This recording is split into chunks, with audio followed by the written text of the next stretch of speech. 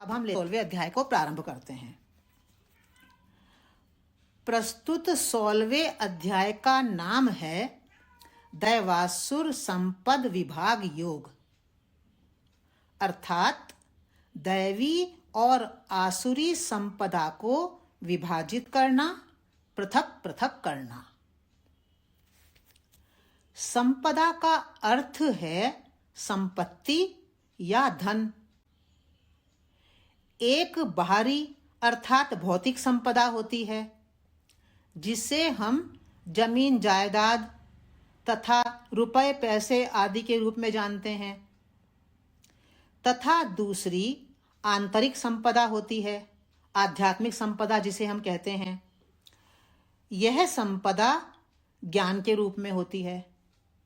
बाहरी संपदा तो होती है जमीन जायदाद और धन के रूप में, और आंतरिक संपदा या आध्यात्मिक संपदा होती है ज्ञान के रूप में। इसी ज्ञान के फलस्वरूप व्यक्तित्व में दैवी संपदा अर्थात दिव्य गुणों का जन्म होता है।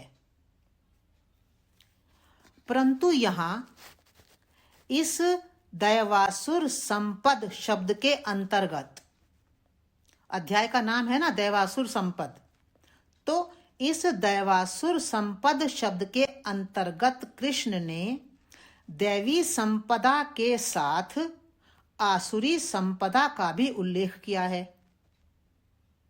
जो अज्ञान के फलस्वरूप उत्पन्न होती है। दैवी संपदा उत्पन्न होती है ज्ञान के फलस्वरूप, और आसुरी संपदा उत्पन्न होती है अज्ञान के फलस्वरूप। अतः मन में एक प्रश्न निश्चित रूप से उठता है कि अज्ञान के कारण उत्पन्न हुई आसुरी संपदा को भी क्या हम संपदा कहेंगे? क्या व्यक्तित्व में विद्यमान अवगुण भी संपदा रूप होते हैं? मेरे अंदर बहुत अवगुण हैं, क्या मैं उन्हें संपदा कहूंगी? ये मेरी संपदा है।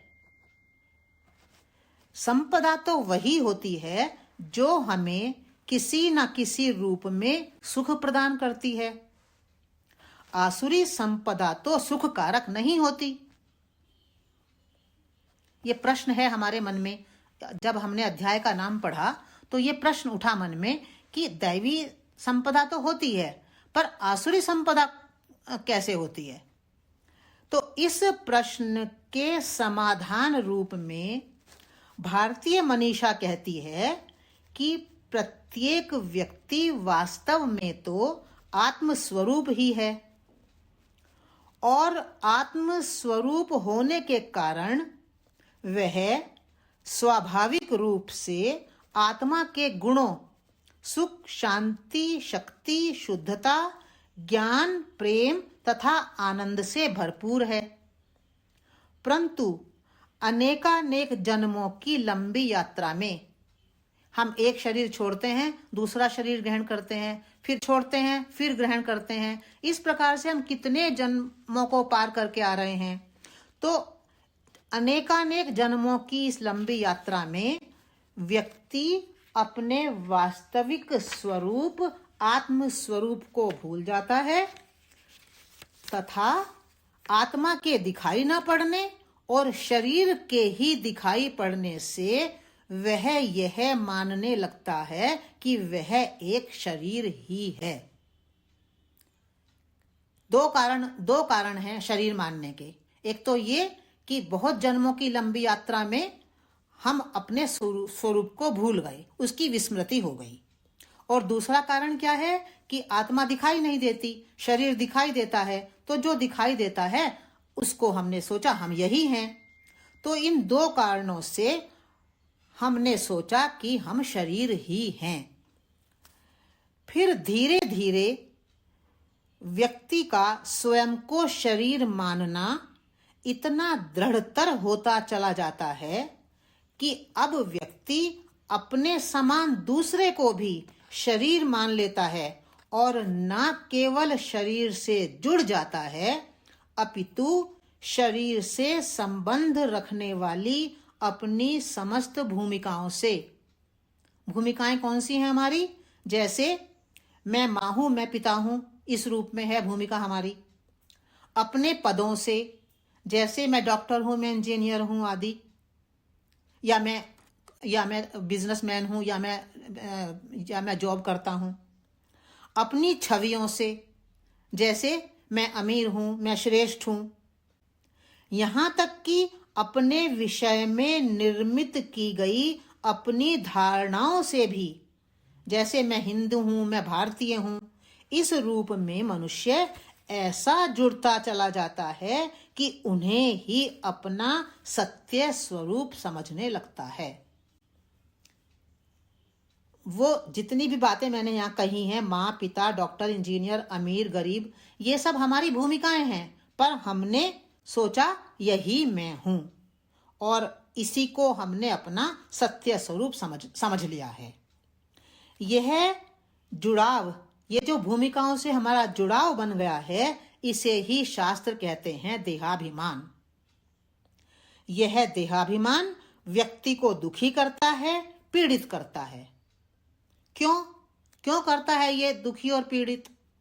क्योंकि व्यक्ति अपनी भूमिका से, अपने पद से, अपनी छवि से अथवा अपनी धारणा से जुड़कर जब उसे ही अपना वास्तविक स्वरूप समझ लेता है, तब किसी के भी द्वारा उस भूमिका के प्रति, उस पद के प्रति या छवि के प्रति अथवा धारणा के प्रति कुछ भी कह दिए जाने पर वह स्वयं को ही आहत, पीड़ित अथवा दुखी अनुभव करने लगता है। किसी ने कहा, बेटे ने कहा माँ को, आपने क्या कर दिया, बिल्कुल ठीक नहीं किया, तो माँ की ईगो हर्ट हो जाती है। डॉक्टर हूं मैं, डॉक्टर को जरा कह दिया किसी ने, आप डॉक्टर बिल्कुल बेकार हैं, आप और रोगों को बढ़ा रहे हैं, बस डॉक्टर तुरंत हर्ट हो जाता है।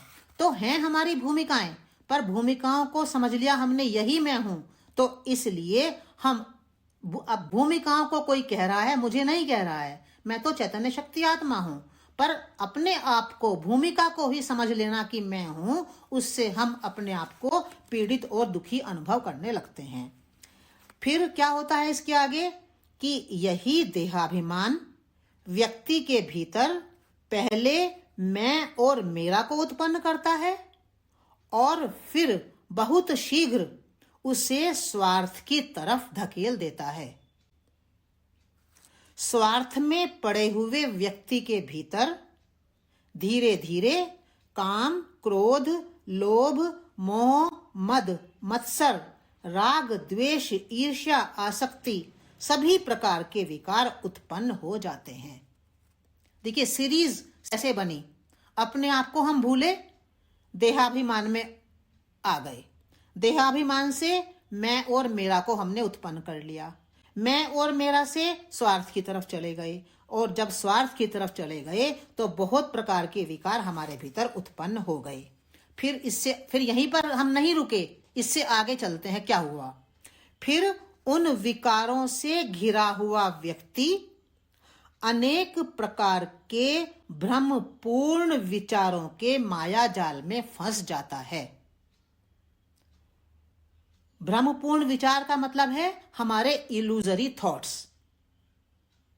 इल्यूजरी थॉट्स में या विचारों के माया जाल में उलझा हुआ व्यक्ति अब क्या करता है, उसे भी हमें देखना है कि क्या करता है। वह क्रोध करता है, किसी कारण से क्रोध करता है, परंतु सोचता क्या है? सोचता ये है कि क्रोध करना तो नेचुरल है, यदि मैं क्रोध नहीं करूंगा तो लोग ठीक से काम नहीं करेंगे। ये इल्यूजरी थॉट उसने अपने अंदर डाल दिया। फिर क्या करता है? वह दूसरों का दमन करता है, क्योंकि वह सोचता है कि छूट देने से लोग सिर पर चढ़ जाएंगे। हम रोज यही काम कर रहे हैं हम सब, कि हम दमन करते हैं लोगों का, इसीलिए करते हैं कि यदि इसको मैंने प्यार किया तो ये काम कम करेगा, मेरे सिर पर चढ़ेगा। और हम क्या करते हैं? दूसरों से व्यक्ति स्पर्धा रखता है, प्रतियोगिता में आता है। क्यों आता है? क्योंकि वह इस मान्यता में स्थित होता है कि सफलता के लिए ये दोनों स्पर्धा और प्रतियोगिता आवश्यक है। और देखिए हम माया जाल में कैसे उलझ गए हैं। व्यक्ति चिंता करता है क्योंकि चिंता करने को ही वह दूसरों का ध्यान रखना, दूसरों की देखभाल करना समझ लेता है।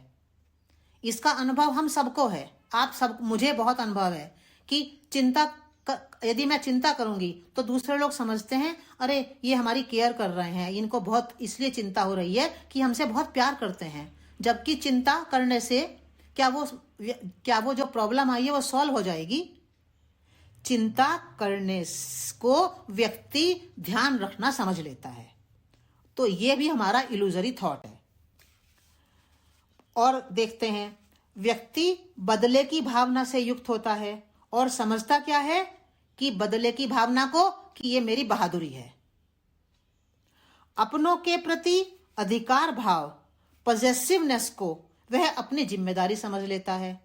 हम बच्चों के ऊपर बहुत अधिकार रखते हैं और क्या सोचते हैं कि जिम्मेदारी है ये हमारी। आसक्ति को हम प्रेम समझ लेते हैं। हम टेंशन में रहते हैं, तनाव में रहते हैं और क्या सोचते हैं कि टेंशन तो होना जरूरी है, ये तो जीवन के लिए आवश्यक है।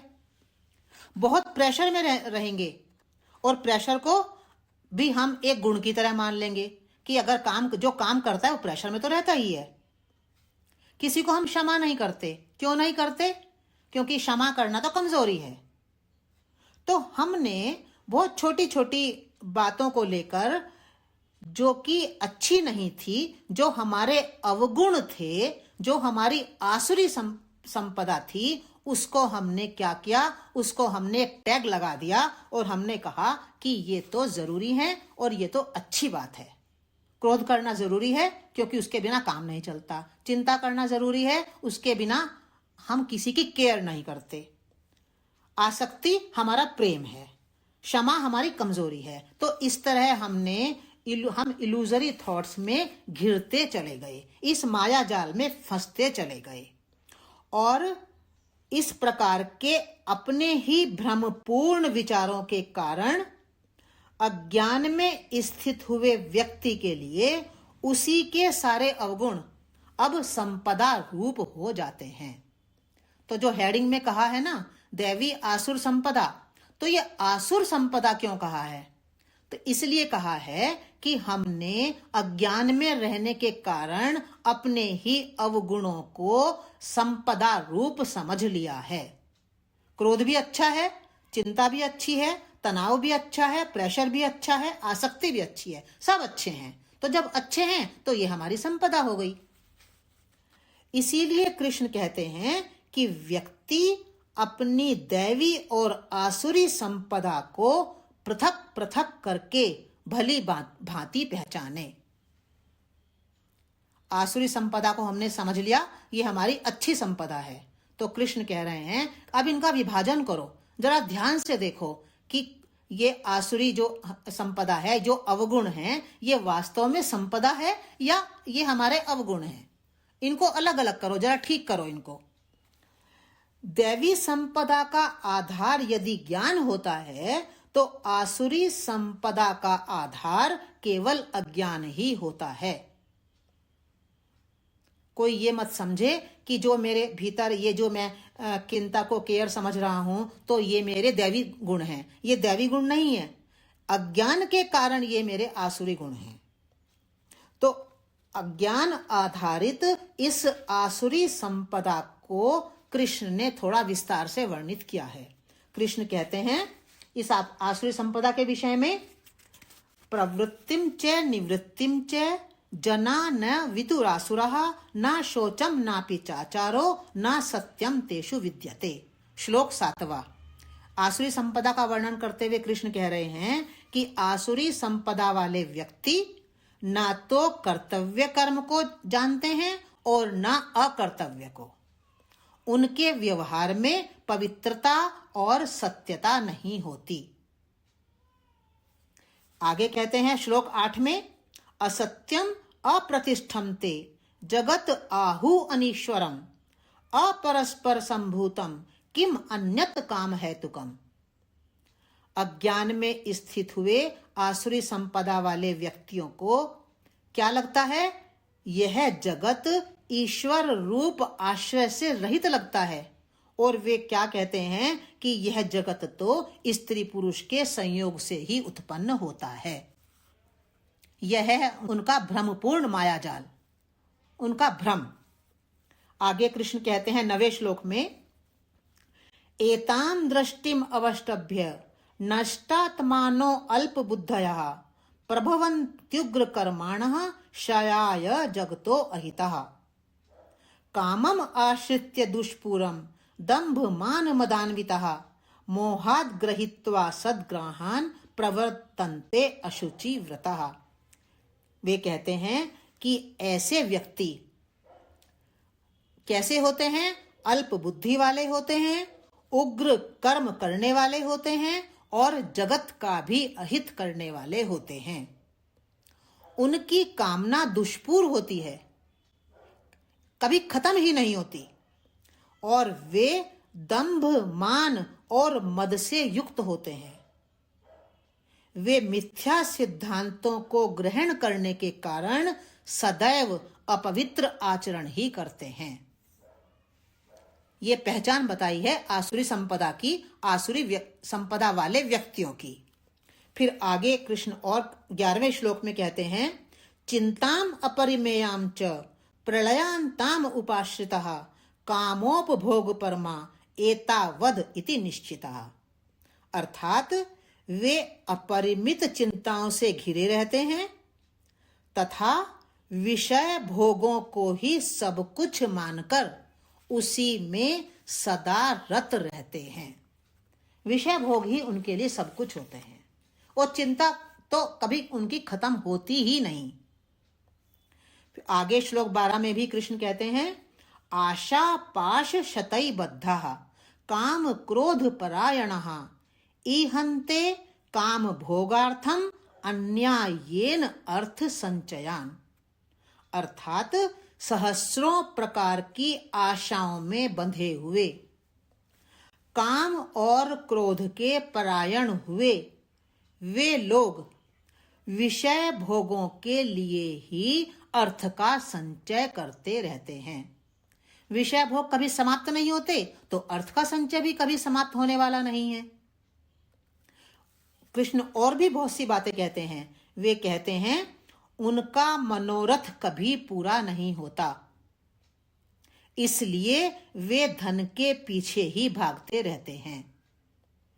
धन को प्राप्त करना अच्छी बात है, वो आवश्यक भी है, पर ऐसे ऐसे उनके मनोरथ होते हैं कि उन मनोरथों को पूरा करने के लिए वे उसके पीछे बुरी तरह पड़े रहते हैं।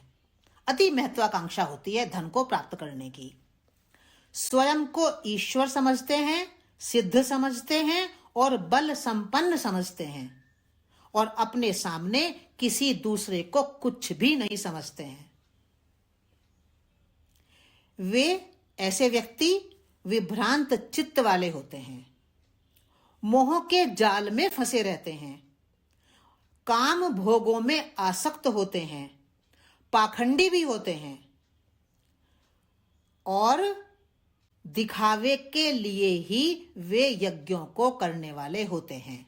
यज्ञ अर्थात कर्म, और दिखावे के लिए कर्म का मतलब क्या है कि अगर वो कुछ भी अच्छा काम करेंगे, यानी कि अगर मान लीजिए उन्होंने एक स्कूल खोला तो स्कूल खोलने के पीछे उनकी जो मंशा रहेगी, उनका जो गहरा विचार रहेगा उसके पीछे, वो अपना दिखावा रहेगा। लोग मुझे जाने कि ये किसने खोला है, ये मैंने खोला है। कुछ भी अच्छा काम करेंगे, काम अच्छा करेंगे, पर उसके पीछे उनकी जो भावना होती है वो दिखावे की होती है। वे दूसरों की निंदा करने वाले होते हैं, अहंकार से युक्त होते हैं और परमात्मा से भी द्वेष रखते हैं। कृष्ण ने वर्णन किया है श्लोक 13 से 18वें श्लोक तक। श्लोक को हमने नहीं लिया है, बस केवल ये बताया है कि जो आसुरी संपदा वाले व्यक्ति होते हैं वे कैसे होते हैं। तो ये है इस अध्याय में कृष्ण द्वारा वर्णित आसुरी संपदा। इस आसुरी संपदा को समझकर अब हमें दैवी संपदा के ऊपर भी एक दृष्टि डालना उचित होगा। आसुरी संपदा का तो विस्तार से वर्णन है, बहुत सारे श्लोक हैं। तो दैवी संपदा के ऊपर कृष्ण ने क्या कहा है, थोड़ा सा देख लेते हैं। दैवी संपदा का आधार या मूल ज्ञान होता है। आसुरी संपदा का मूल मैंने कहा अज्ञान होता है, और दैवी संपदा का जो मूल है, जो आधार है, वो ज्ञान ही होता है। इसलिए दैवी संपदा को जानने से पहले यदि हम ज्ञान को भी थोड़ा सा समझ लें तो हमारे लिए उपयोगी होगा कि ज्ञान क्या है, वो कौन सा ज्ञान जिससे ये दैवी संपदा उत्पन्न होती है। ज्ञान का तात्पर्य यहां आत्मज्ञान से है, the knowledge of one's real self, अर्थात स्वयं को जान लेना, स्वयं को पहचान लेना कि मैं वास्तव में कौन हूं। क्या मैं शरीर हूं या शरीर को चलाने वाली एक शक्ति हूं? कौन हूं मैं? शक्ति जो इस शरीर को चलाती है उसी को दैनिक व्यवहार में हम आत्मा कहते हैं। जिस दिन व्यक्ति इस ज्ञान में स्थित हो जाता है कि वह शरीर नहीं है अपितु शरीर को चलाने वाला, शरीर का स्वामी, शरीर का मालिक चैतन्य शक्ति आत्मा है, उसी दिन उस व्यक्ति को ज्ञान में अर्थात आत्मज्ञान में स्थित कहा जाता है। आत्मज्ञान में स्थित कौन होगा? जिसने अपने वास्तविक स्वरूप को पहचान लिया है कि मैं शरीर नहीं हूं, मैं चैतन्य शक्ति आत्मा हूं। आत्मज्ञान में स्थित हुआ व्यक्ति अपने शरीर का एक उपकरण की भांति उपयोग करता है, उसके ऊपर पूर्ण नियंत्रण रखता है। नियंत्रण किसके ऊपर रखना? शरीर के ऊपर। और शरीर को मतलब क्या है? हमारी इंद्रियां शरीर हैं, हमारा मन, हमारी बुद्धि, हमारी आदतें, हमारे संस्कार, ये सब हमारे शरीर हैं। तो जो आत्मज्ञान में व्यक्ति स्थित होता है वह अपने इस शरीर के ऊपर यानी अपने मन के ऊपर, बुद्धि के ऊपर, इंद्रियों के ऊपर, सब के ऊपर नियंत्रण रखता है।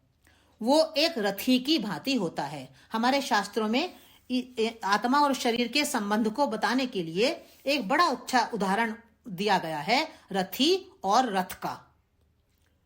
रथ शरीर है और इस शरीर को चलाने वाली जो आत्मा है, जो चैतन्य शक्ति है, उसको हमारे शास्त्रों में कहा गया है रथी। चैरियट शरीर और चैरियोटियर रथी है। इसीलिए जब व्यक्ति मरता है तो हम सब जानते हैं कि उसको कहा जाता है कि अर्थी जा रही है। अरथी यानी कि जिसका रथी चला गया है, अब केवल रथ यानी शरीर ये बचा है। इसलिए अर्थी शब्द हमने सबने सुना है। और देखिए वो हमें याद दिलाते हैं कि ये शरीर बचा है, अब इस शरीर का दाह संस्कार करना है। तो अर्थी जा रही है, इस रूप में हम इसको याद दिलाते रहते हैं। तो ज्ञान में स्थित व्यक्ति कैसा होता है? वो रथी होता है और अपने शरीर रूपी रथ को सदैव अभीष्ट दिशा में गतिमान करता है। जिस दिशा में हम ले जाना चाहते हैं उसको उस दिशा में जाता है। जब हम समझते हैं कि शरीर मैं हूं, तो हम अपने शरीर को डायरेक्ट उस दिशा में नहीं ले जा पाते जिस दिशा में हम जाना चाहते हैं। फॉर एग्जाम्पल कि मुझे डायबिटीज है, मुझे मीठा नहीं खाना है, तो मुझे अपने मन को उस मीठे की डायरेक्शन में नहीं ले जाना चाहिए। पर क्या मैं उसके ऊपर नियंत्रण रख पाती हूं? नहीं रख पाती। पर आत्मज्ञानी कौन होगा? जो अपने इस शरीर के ऊपर नियंत्रण रखेगा और अपने इस शरीर रूपी रथ को, अपने मन रूपी रथ को, अपनी बुद्धि रूपी रथ को, अपनी इंद्रियों रूपी रथ को डिजायर्ड डायरेक्शन में लेकर जाता है। तो ज्ञान में स्थिति ही व्यक्तित्व के भीतर दैवी संपदा को अर्थात दिव्य गुणों को प्रकट करती है। दिव्य गुण तब प्रकट होंगे हमारे व्यक्तित्व में जब हम ज्ञान में स्थित होंगे। अब हम ये प्रश्न बनता है कि जब एक एक गुण को अपने व्यक्तित्व में डालें, या हम ज्ञान में स्थित हो जाएं। यदि ज्ञान में स्थित होंगे तो वे जो 10-20 जितने भी दिव्य गुण हैं वे स्वाभाविक रूप से हमारे व्यक्तित्व में अपने आप प्रकट हो जाएंगे। ज्ञान में जो व्यक्ति स्थित हो जाता है उसके व्यक्तित्व के भीतर दैवी गुण स्वतः प्रकट हो जाते हैं। इसलिए हम इन दैवी गुणों को ज्ञानी व्यक्ति के लक्षण भी कह सकते हैं।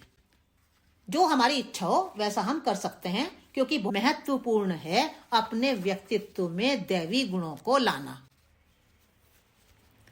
इस दैवी संपदा का वर्णन करते हुए कृष्ण कहते हैं, अभयम सत्व संशुद्धि, ज्ञान योग व्यवस्थिति, दानम दमश्च यज्ञश्च, स्वाध्यायः तप आर्जवम।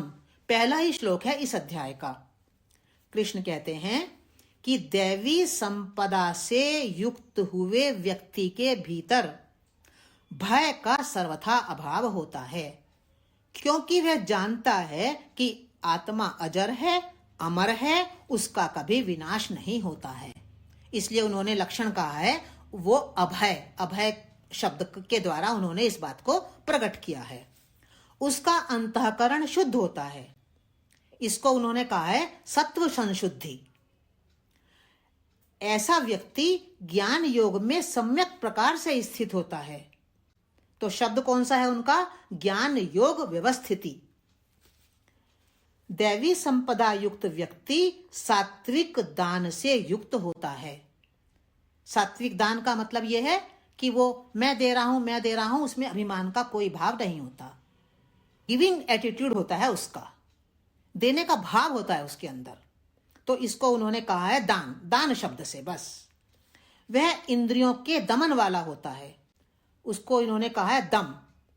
वह उत्तम कर्मों का आचरण करने वाला होता है, अर्थात यज्ञ करता है।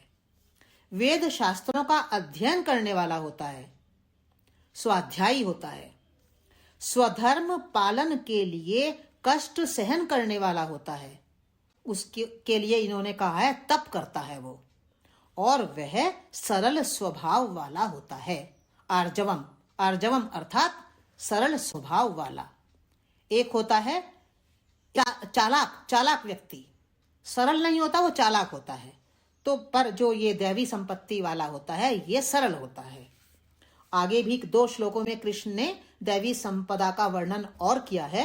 वो कहते हैं कि अहिंसा सत्यम अक्रोधः त्यागः शांति अपैशुनम दया भूतेषु अलोलुप्त्वम मार्दवम ह्री अचापलम। श्लोक है दूसरा। तेजः क्षमा धृतिः शौचम अद्रोहो नातिमानिता भवन्ति संपदम दैवीम अभिजातस्य भारत। श्लोक है हमारा तीसरा। क्या कहते हैं कृष्ण इन श्लोकों में?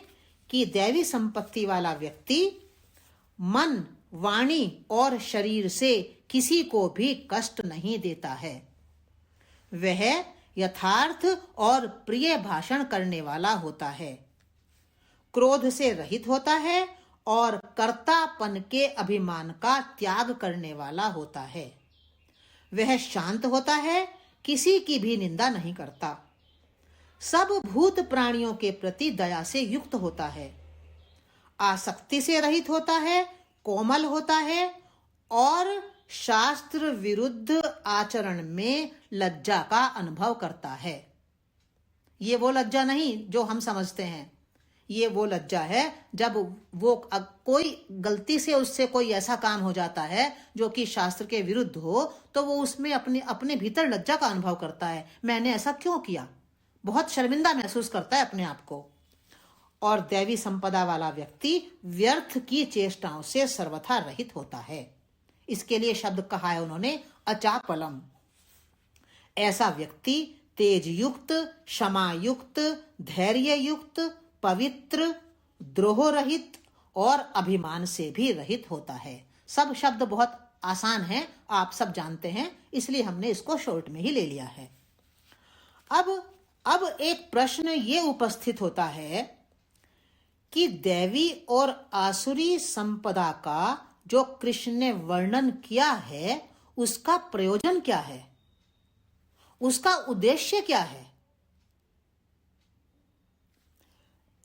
ऐसा प्रतीत होता है कि कृष्ण यहां व्यक्ति के सामने दो मार्गों को एक साथ प्रस्तुत कर रहे हैं। एक मार्ग है ज्ञान का। जब व्यक्ति स्वयं को आत्मा जानता हुआ शरीर को एक उपकरण की भांति उपयोग करता है और उससे अर्थात शरीर से किसी प्रकार का जुड़ाव या तादात्म्य नहीं बनाता। यह मार्ग कौन सा मार्ग? ज्ञान का मार्ग।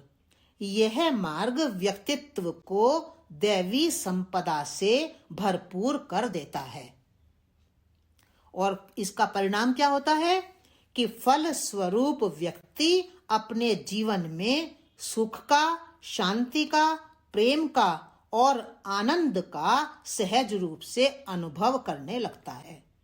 जब हम दैवी संपदा में रहेंगे, जब हम ज्ञान में रहेंगे, तो जीवन में ये सुख और शांति तो आएगी ही। जब हम बहुत थोड़ा सा कुछ अच्छा काम करते हैं तब हमें एक क्षणिक सुख मिलता है, और जब हम हर समय ऐसे रहेंगे दैवी संपदा में तो सुख में तो रहेंगे ही, आनंद में तो रहेंगे ही। तो ये है कृष्ण द्वारा पहला मार्ग, ज्ञान का मार्ग। तो क्यों दैवी संपदा का और आसुरी संपदा का वर्णन करने का प्रयोजन क्या है? तो ऐसा प्रतीत होता है कि वे बता रहे हैं एक साथ दो मार्ग। तो एक मार्ग ज्ञान का है और दूसरा मार्ग है अज्ञान का। अज्ञान के मार्ग में रहकर व्यक्ति स्वयं को शरीर मानता हुआ शरीर के अभिमान से युक्त हो जाता है और उसका परिणाम क्या होता है? वह व्यक्ति अपने ही व्यक्तित्व को आसुरी संपदा से ओतप्रोत करके दुख और पीड़ा का अनुभव करता है। आसुरी संपदा का वर्णन जैसे हमने पीछे कहा, उसके इल्यूजरी थॉट्स, मैं मेरा में आएगा पहले, फिर स्वार्थ में चला जाएगा और स्वार्थ में जाके बहुत सारे विकार उसके अंदर पैदा हो जाएंगे, काम, क्रोध, लोभ, मोह, और फिर इल्यूजरी थॉट्स को ही वो अपनी संपदा समझ लेगा कि मैं सही हूं, मेरा क्रोध सही है, मेरा लोभ सही है, मेरा मोह सही है। बच्चे हैं तो मोह तो होगा ही, अपने हैं आसक्ति तो होगी ही, ये मेरे हैं इनसे आशा तो होगी ही। इस प्रकार से अनेक प्रकार के तर्क देता हुआ वो आसुरी संपदा को अपनी दैवी संपदा समझकर अपने पास रख लेता है। तो कृष्ण का कहना यह है कि प्रत्येक व्यक्ति का अपना ही चुनाव है कि वह ज्ञान में रहे अथवा अज्ञान में। कृष्ण ने दो मार्ग हमारे सामने रख दिए हैं। दैवी संपदा को उन्होंने हमारे सामने प्रस्तुत कर दिया है, आसुरी संपदा को उन्होंने हमारे सामने प्रस्तुत कर दिया है। अब कृष्ण का कहना यह है कि व्यक्ति अपना चुनाव करे कि उसको ज्ञान में रहना है अथवा उसको अज्ञान में रहना है। जो ज्ञान में रहता है वह निश्चित रूप से दैवी संपदा से युक्त रहेगा। जो अज्ञान में रहता है वह निश्चित रूप से दुख में रहेगा। इसलिए कृष्ण कहते हैं कि अपने सुख अथवा दुख के लिए प्रत्येक व्यक्ति स्वयं जिम्मेदार है, कोई दूसरा नहीं। अगर मैं दुखी हूं तो मैं ढूंढूं अपने भीतर, मैं अन्वेषण करूं, खोज करूं अपने भीतर कि मैं दुखी क्यों हूं, तो मैं पाऊंगी कि मेरा अज्ञान, मेरी आसुरी संपदा ही मेरे दुख का कारण है, कोई दूसरा नहीं।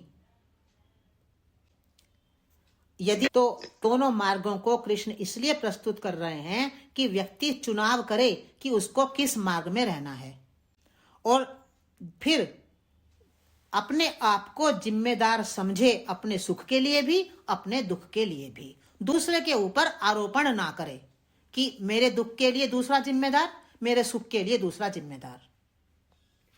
अतः सबसे पहले व्यक्ति के लिए यही उचित है कि वह ज्ञान की तरफ मुड़कर आसुरी संपदा के तीन घटक, कौन से हैं वो तीन घटक कृष्ण ने बताए हैं? काम, क्रोध और लोभ। इन तीन घटकों को वो तुरंत त्याग दे। क्योंकि ये तीनों घटक जो हैं, काम, क्रोध और लोभ, यही व्यक्ति का विनाश करते हैं। इसलिए कृष्ण ने उनको कहा है यहां पर कि ये 3 नरक के द्वार हैं। काम, क्रोध, लोभ तीनों ही नरक के द्वार हैं, तीनों व्यक्ति का विनाश करते हैं। इसलिए मनुष्य को चाहिए कि वह आसुरी संपदा से थोड़ा सा हटे, ज्ञान की तरफ मुड़े और काम, क्रोध, लोभ का विनाश करे। किस रूप में कृष्ण ने कहा है? वे कहते हैं त्रिविधम नरकस्येदम द्वारम नाशनम आत्मनः कामः क्रोधः तथा लोभः तस्मात् एतत् त्रयम् त्यजेत। श्लोक है हमारा 21वां। ये तो कृष्ण ने बहुत छोटी सी बात कही है। अब इससे भी बड़ी बात कहते हैं वो। कृष्ण कहते हैं कि आसुरी संपदा से युक्त हुए अधम व्यक्तियों को मैं भी बार बार आसुरी योनियों में ही डालता हूं, जिससे वे मुझको प्राप्त न होकर अधम गति को ही प्राप्त होते हैं। कृष्ण के वचनों को हम देखते हैं श्लोक 19वें में और श्लोक 20वें में। वे कहते हैं तान अहम द्विषतः क्रूरान संसारेषु नराधमान क्षिपामि अजस्रम अशुभान आसुरीष्वेव योनिषु आसुरीम योनिमापन्ना मूढ़ा जन्मनि जन्मनि माम अप्राप्यैव कौन्तेय ततो यान्ति अधमाम गतिम।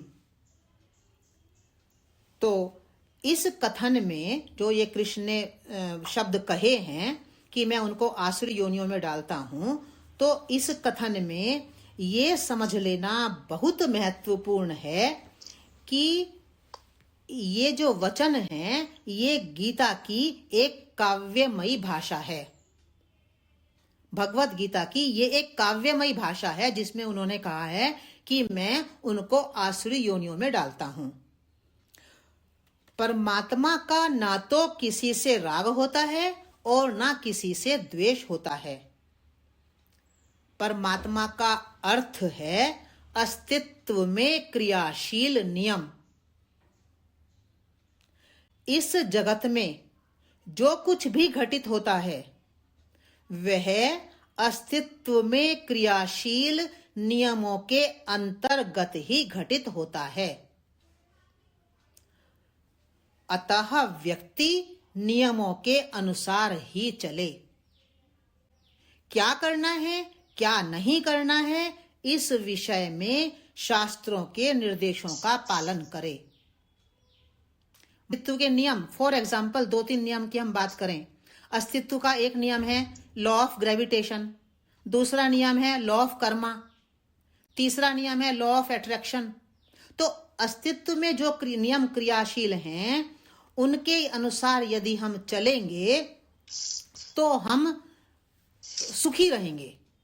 तो कृष्ण जो कह रहे हैं कि मैं उनको आसुरी योनि में डालता हूं, तो इसका ये अर्थ मत लेना कि भगवान तो कैसा करुणामयी है, इतना करुणामयी होने के कारण फिर भी वो भाई दुष्ट हैं तो उसी ने बनाए हैं, फिर वो उनको आसुरी योनियों में क्यों डाल रहा है। एक प्रश्न बनता है ना हमारे अंदर कि भगवान उनको आसुरी योनि में क्यों डाल रहा है। उसका तो कर्तव्य ये बनता है कि वो उनको बाहर निकाले। तो यहाँ पर इस जो सेंटेंस है कि मैं उनको आसुरी योनियों में डालता हूं, तो ये एक गीता की काव्यमयी भाषा है। इसका तात्पर्य है कि परमात्मा के नियमों के अनुसार चलना है। परमात्मा यानी अस्तित्व में क्रियाशील नियम। ये सारा अस्तित्व है, ये परमात्मा है और इस अस्तित्व में बहुत सारे नियम क्रियाशील हैं। उन नियमों के अकॉर्डिंग हमें चलना है। अब सबसे प्रमुख नियम है हमारा कार्मिक लॉ का कर्म फल नियम जिसे हम कहते हैं। तो कर्म फल नियम के अनुसार यदि हम चलेंगे तो हम ठीक रहेंगे, सुखी रहेंगे। अब एक नियम है लॉ ऑफ ग्रेविटेशन। अगर हम उछल कूद गलत तरीके से उछल कूद करेंगे तो हम गिरेंगे, क्योंकि लॉ ऑफ ग्रेविटेशन है, पृथ्वी नहीं गिरा रही है हमें। उसका नियम, उसमें एक नियम क्रियाशील है, वो नियम ही हमें गिराता है। तो यहाँ पर जो ये कृष्ण के शब्द हैं कि मैं उन्हें आसुरी योनियों में डालता हूं, तो इसका तात्पर्य है कि नियम के अनुसार हमें चलना है। अगर नहीं चलेंगे तो हम बार बार अधोगति को ही प्राप्त होंगे। हमारी चेतना धीरे धीरे नीचे की तरफ जाएगी, ऊपर की तरफ नहीं उठेगी। और इसलिए व्यक्ति का ये कर्तव्य है कि वह शास्त्रों के निर्देशों का पालन करे। इसीलिए कृष्ण ने इस अध्याय के अंत में जो 24वां श्लोक है, अंत का श्लोक है, उसमें इसीलिए उन्होंने ये बात कही है कि तस्मात् शास्त्रम प्रमाणम ते कार्ये अकार्ये व्यवस्थितौ ज्ञात्वा शास्त्र विधानोक्तम कम कर्म कर्तुम इहार्हसि। अब बात तो हो रही थी पूरे अध्याय में दैवी संपत्ति और आसुरी संपत्ति की, पर अंत में कृष्ण ने श्लोक में जो कहा वो कहा है शास्त्रों के अनुसार चलने के लिए। तो ये विषयांतर क्यों किया? तो विषयांतर जो हुआ है वो इसलिए हुआ है कि आपको नियमों के अनुसार चलने के लिए शास्त्रों का सहारा लेना चाहिए। शास्त्रों का सहारा लेंगे तो हम सही रास्ते पर चलेंगे।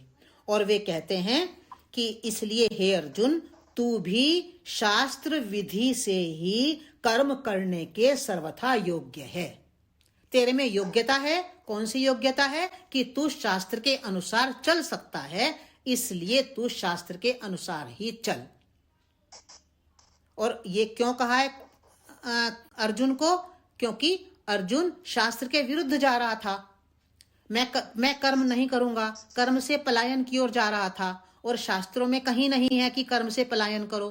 तो सारी बात कहने के बाद कृष्ण ने अर्जुन को फिर याद दिलाया है कि तू शास्त्र के अनुसार चल, वही तेरा कर्तव्य है और तू उसके सर्वथा योग्य है। तो जो अध्याय में विषयांतर होता है तो वो विषयांतर कुछ विशेष बात को सूचित करने के लिए ही होता है।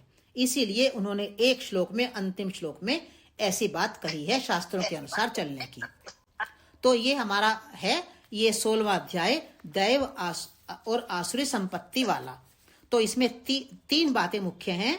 एक तो दैवी संपदा का उन्होंने परिचय हमें दिया, आसुरी संपत्ति का परिचय हमें दिया, और प्रयोजन क्या है ये परिचय देने का कि दो मार्ग हमारे सामने हैं, चुनाव हमें करना है। और चुनाव हम कर लें, किसी को दोष मत दें किसी भी बात के लिए, क्योंकि चुनाव हमारा है, अज्ञान के रास्ते पर हम चल रहे हैं। फिर अंतिम बात उन्होंने कही कि यदि तू अज्ञान के रास्ते का चुनाव करता है तो दुख में पड़ेगा। और दुख में क्यों पड़ेगा? क्योंकि तूने जो परमात्मा के नियम है उनका अनुसरण नहीं किया। तो ये हुआ हमारा 16वां अध्याय दैवासुर संपद विभाग योग। अब यहां पर मैं अपना ये अध्याय के विषय में जो मैं अपना मंतव्य रख रही थी वो समाप्त होता है। थैंक यू बहन जी। अध्याय 16 पर आपके वक्तव्य की कमी रह गई थी। हम लोग 17 प्रारंभ कर दिए थे, आज उसकी पूर्णता हो गई। और मैं समझता हूँ बहुत सरल शब्दों में हम लोगों को काफी मटेरियल मिल गया। आपके अपने पास थोड़ा सा समय है। हाँ जी। तो अगर अभी कुछ इन्हीं राधा बहन ने जो बोला है उसमें अगर कोई प्रश्न तो रख सकते हैं।